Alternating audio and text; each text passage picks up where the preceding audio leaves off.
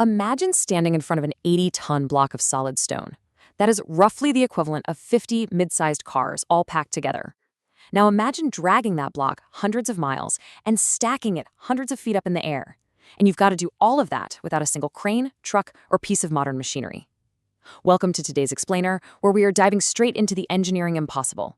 We're going to explore ancient megastructures that totally defy logic, time, and, well, pretty much everything we thought we knew about our ancestors. So, how exactly did they build the impossible? To really wrap our heads around this, we have to strip away all of our modern perks. No hydraulic cranes doing the heavy lifting, no high-tensile steel cables, and definitely no motorized transport. According to standard history, these builders were rocking little more than copper chisels, stone hammers, and some rudimentary rope. Yet, they pulled off microscopic precision that today's top engineering firms would seriously struggle to match. It's a puzzle of staggering proportions, and it completely rewrites the rulebook on what we consider ancient human capabilities. To unpack all of this, here's our roadmap for the Explainer. First, we'll look at the engineering impossible itself. Then, we'll head over to Giza to check out its wild construction and acoustics. Third, the massive timeline anomaly that is Göbekli Tepe.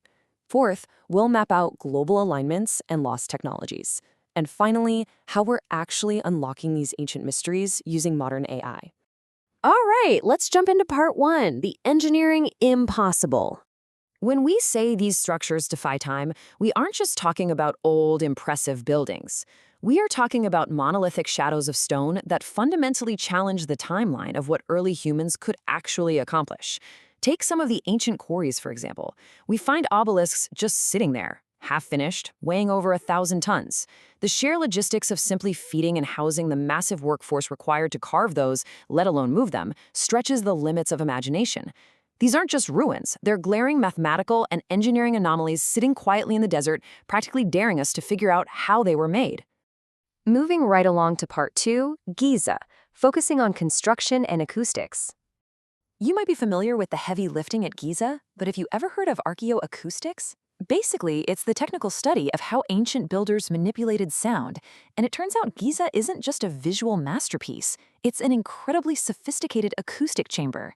If you step inside the king's chamber in the Great Pyramid, those massive granite walls are actually designed to resonate at highly specific frequencies. Researchers found that if you hum at around 438 hertz, the entire room vibrates. It amplifies the sound so intensely it almost feels electric. This suggests the builders weren't just stacking rocks, they were engineering for the senses. Combine those complex acoustic properties with construction techniques that we literally still can't explain. The mortar joints between those massive casing stones, sometimes they're just 1/50th of an inch thick. That is razor thin. Yet the bond is so strong, the stone itself will break before the mortar gives way. And the base of the Great Pyramid, it's perfectly level to within a fraction of an inch across 13 massive acres. You absolutely cannot pull off that kind of geometric precision with just a primitive water level and copper chisels. It's just not happening. Which brings us to part three, Göbekli Tepe, and a major timeline anomaly. So the standard historical narrative is pretty straightforward, right? Humans were nomadic hunter-gatherers, they eventually invented agriculture, settled down into farming towns, and only then did they have the free time and resources to build complex monuments. But Göbekli Tepe completely flips that script. It proves humans were carving and erecting incredibly complex, massive stone pillars thousands of years before they even discovered agriculture. It totally upends our traditional view of human societal evolution. It actually suggests the urge to gather, build, and worship is what sparked the invention of farming in the first place, not the other way around. To really grasp the scale of this, let's look at the timeline, which is exactly how documentary producers pace out these historical mysteries to build suspense. You start deep in the past, around 12,000 years ago, when Göbekli Tepe was constructed. Then you have this massive empty historical gap. You leap all the way to 5,000 years ago, which is the traditional dawn of civilization. And then just 500 years after that, boom, the pyramids of Giza are built. Framing the history this way really highlights that gigantic, mysterious chasm between Göbekli Tepe and the rest of the ancient world. Let's zoom out to the global picture for part four, alignments and lost technologies. When we map these megastructures on a global scale, a staggering pattern emerges. Take the Giza Plateau. It has a precise celestial alignment, perfectly mirroring the Belt of Orion, which points toward theoretical technologies tied to advanced acoustic engineering and intense astronomy. Then you have Göbekli Tepe, where the alignment is deeply geographical and solar, suggesting its builders had some form of prehistoric mapping to track solstices. But the real shocker is the global network. We're seeing intracontinental alignments, ancient sites thousands of miles apart, perfectly aligned along specific latitudes. It heavily implies they were using lost technologies that were somehow analyzed and shared across the entire planet. Tracing these analytical threads across a globally aligned ancient world leads to a pretty mind-blowing implication. If these alignments were intentional, and the raw math suggests they absolutely were, it means ancient humans might have been sharing highly advanced architectural and astronomical tech across vast oceans, and doing it millennia before we thought crossing those oceans was even possible. It fundamentally shatters the idea that these ancient civilizations just developed in total isolation from one another. Finally, we hit our modern climax with Part 5, Unlocking Through Modern AI. Out in the real world, we've only got fragmented ruins, weathered stones, and scattered data points left to study. But reconstructing the past requires the visual engines of the future. Today, documentary producers are using cutting-edge artificial intelligence to fill in the blanks. By feeding massive amounts of archaeological, topographical, and astronomical data into modern AI, we can visually resurrect these megastructures in their original glory. It's an incredible intersection, isn't it? Using the absolute peak of modern digital innovation to reverse engineer the sheer genius of our ancient ancestors. The workflow for this acts almost like a magical translation process.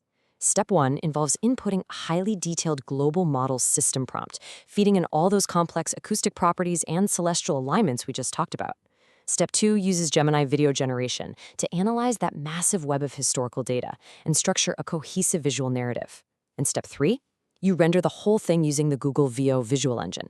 It takes that raw analysis and pumps out stunning, photorealistic cinematic renders. It literally transforms cold, mathematical data points into a breathing, immersive ancient world we can finally explore. This brings us to a specific documentary project titled Shadows of Stone. The estimated runtime is just about 3 minutes, and its main goal is unlocking these ancient shadows using Gemini and Veo. Think about that for a second. Distilling thousands of years of profound mystery, architectural anomalies, and lost technological networks into a tight, impactful 3-minute visual piece is a massive modern achievement. It proves that with the right AI tools, we can synthesize the impossible engineering of the past into something that is immediately accessible and visually breathtaking for anyone with a screen. As the quote says, Shadows of Stone, unlocking the ancient megastructures, the quest ahead. Uncovering history is no longer just about digging in the dirt with a trowel and a brush. Today, it's about rendering it in the cloud. We are taking the faint echoes of a forgotten civilization and using tomorrow's processing power to finally see them crystal clear. It's a thrilling evolution of archaeology and storytelling combined into one amazing pursuit. So I'll leave you with this to ponder. What other lost technologies are waiting in the shadows of stone for us to finally visualize? If artificial intelligence can already reconstruct these awe-inspiring megastructures with such clarity today, just imagine what we might uncover in the next 10 years. We might just find that the bleeding edge of the future is exactly what we need to fully understand our distant past. Thank you so much.